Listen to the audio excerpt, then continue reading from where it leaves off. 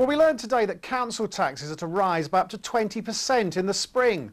Some local authorities are already talking about job cuts. They haven't told The Guardian's job supplement, though. 136 pages this week, hundreds of irrelevant jobs, millions of pounds in wages. Still, it's only our money. A new quango's been invented, and that can only mean more jobs for the boys. This one calls itself the IPCC, the Independent Police Complaints Commission. And sure enough, there's 18 new posts up for grabs around the country, each paying between 50 and 70 grand a year. Solihull in the West Midlands wants a young person's inclusion manager at 30,000. They're also looking for an antisocial behaviour coordinator, whatever that is, for 23,000 a year. And you can bet your bottom dollar that even if they do cut jobs, the bosses will still be all right. Local authorities like Camden and Milton Keynes are each offering six-figure salaries for senior posts. But despite all this investment, tell me this, how many of you actually got your roads gritted this morning? More on that next week and every Thursday, but tonight's nice work concentrates its attention elsewhere. How would you like to earn up to 40 grand a week for doing absolutely nothing? Simple. Join a Premiership football club, preferably from abroad. Players like Winston Bogarde from Chelsea, 42,000 a week, one game played this season. Diego Gavilan from Newcastle, 25,000. He hasn't played a single game so far. Alpay from Aston Villa, 22,000 a week. At least he's played 4 games. Titi Kamara was with West Ham, who this week loaned into a club in Saudi Arabia. He was on 20,000 a week and played 5 games, 4 of them as subs.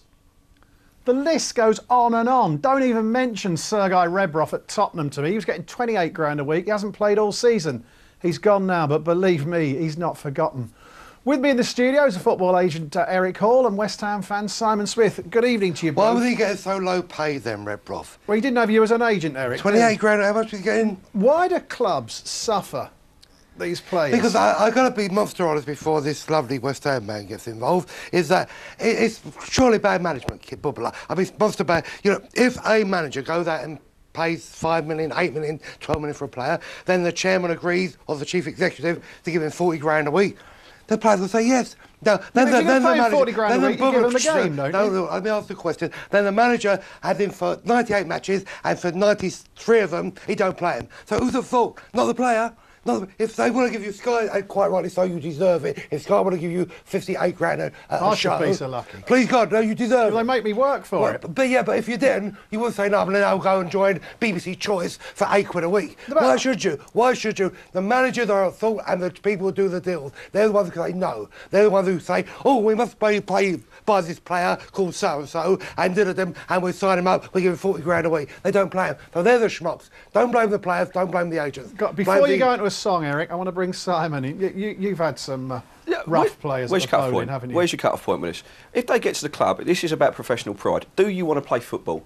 If so, go. And let's have something tied up. So if this happens and players lose, and I'm talking about players that lose fitness, that can't keep themselves fit, that go overweight. No, but they Eric! Well, no, Eric! They still train every day. They do every day. They don't train every day. They don't train. They lose fitness.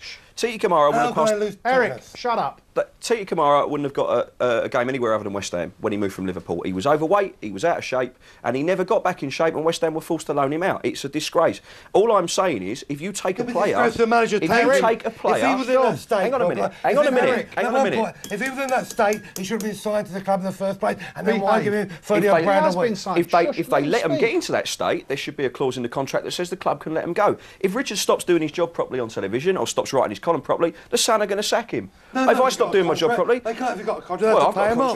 They have to pay him off. I've got a contract, they don't have to pay me off. They say, I'm sorry, your services do not come up to the standard we require, off you go. It's the same with football. But they signed you. They signed you. The same guy who says your services ain't required to us anymore, you're not no good at your job anymore, then why did he sign you in the first place? Because if you make an agreement to sign for a professional club, you've got a responsibility to keep yourself fit. That's what you do.